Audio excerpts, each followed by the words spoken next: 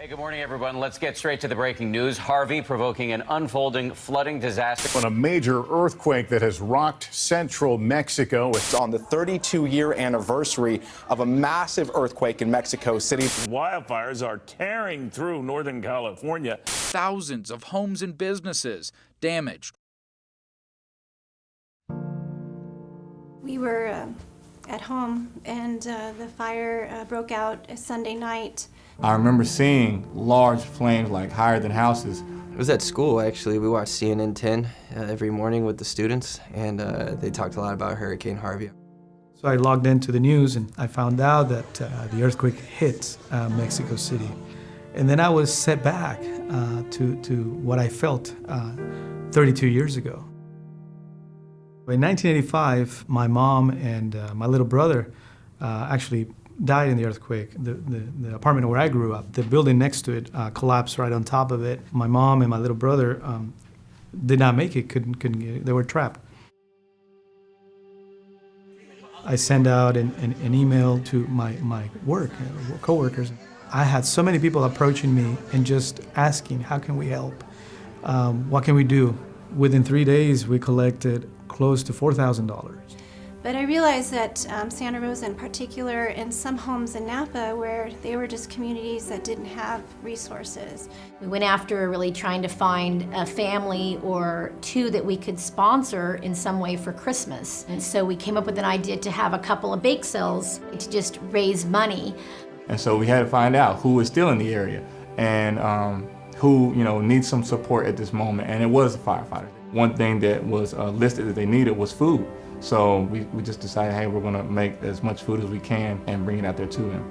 As different teachers and students were talking about what was going on in Texas, one of the ideas was to create sensory bottles. We made a simple version, so we took 24-ounce water bottles. We filled them with baby oil, water, different food coloring, sparkles, beads. When you shake up the bottle, then it gives it a visual effect. They decided to take little sticky notes and put them on each bottle and write a note so that each kid who would receive a bottle would get a little special message from each one of the students.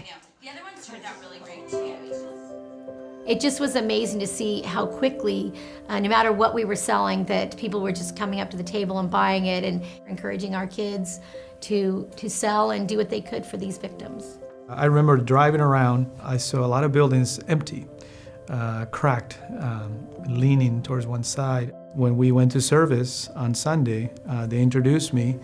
As I started to share, I just want you guys to know that that there's so many people that don't even know you, but yet desire to want to help, to somehow alleviate, some of the loss. And so when we did arrive there, and they saw all the food that we had, they were like, what is this? Like, they cleared it off the table. You're gonna sit down and eat. Like, you brought this food, and there's so much food, you're gonna eat. So it was really amazing to know, like, they just wanted to have some people that to share with, to talk with. We are a compassionate school at Hope School. We try to make sure that everyone feels a part of the classroom and a part of learning and are part of the relationships. So when the Autism Society had some needs and that they saw who might have been struggling through the hurricanes, they wanted to pitch in.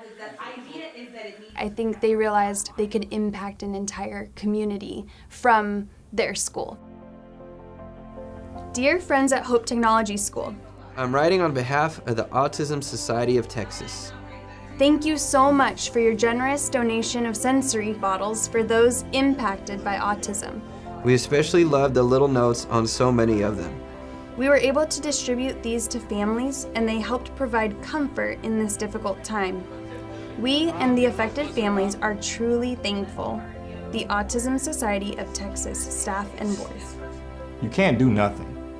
If you know there's something going on, you can't sit and look and watch and not feel anything and not want to do something. We're trying to allow people to have some kind of normalcy Christmas. It's like we always have a way to help. To connect and relate and desire to help those who are going through the same thing. It's not difficult to do good, and that you have to just choose it. I just find it hard to believe that you can be out there with a whole heart trying to do good and not feel connected to God.